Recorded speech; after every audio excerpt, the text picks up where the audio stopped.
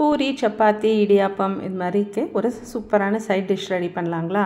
இதுக்கு காலிஃப்ளவரை இப்படி பொடியாக சாப் பண்ணிக்கோங்க. பொடியாக வெங்காயம் கொஞ்சம், தக்காளி, புதினா, கொத்தமல்லி இதெல்லாம் இது பண்ணிக்கோங்க. ஒரு கப் ஆஃப் கர்டு இருக்கட்டும். சன்னா வேக வச்சது எடுத்து வச்சுக்கோங்க. இஞ்சி பூண்டு பேஸ்ட்டு, உப்பு, மஞ்சள் தூள், மிளகாய் தூள், கரம் மசாலா பொடி இதெல்லாம் ரெடியாக எடுத்து வச்சுட்டு குக்கரில் எண்ணெயை ஊற்றி சூடு ஏறின உடனே புதினாவை போட்டு தாளிங்க. புதினா தாளித்ததுக்கப்புறம் வெங்காயம் சேர்த்து கொஞ்சம் வதக்குங்க. வெங்காயம் கொஞ்சம் வதங்கின உடனே அதில் தக்காளியை போட்டுருங்க. அடுத்து பொடியாக நறுக்கி வச்ச காலிஃப்ளவரையும் இந்த சன்னாவையும் போட்டுருங்க. இந்த சன்னா வேக வச்ச தண்ணியை எடுத்து பத்திரமா வைங்க. இதில் சேர்த்துக்கலாம். அதை கீழே ஊற்றிடாதீங்க.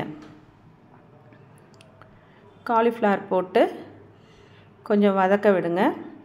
நல்லா வதங்கினதுக்கப்புறம் அதில் மஞ்சள் தூள், மிளகாய் தூள், உப்பு அதெல்லாம் போட்டு நல்லா கொஞ்சம் ஸ்லோவில் வதங்கட்டோன்னு விடுங்க.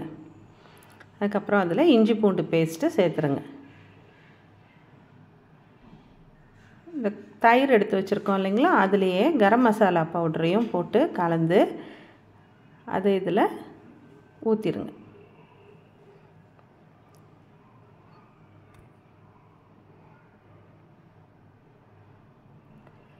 இந்த கடலை வேக வச்ச தண்ணியை இப்போ இந்த கிண்ணம்லாம் கழுவி ஊற்றுறதுக்கு யூஸ் பண்ணி ஊற்றிடுங்க.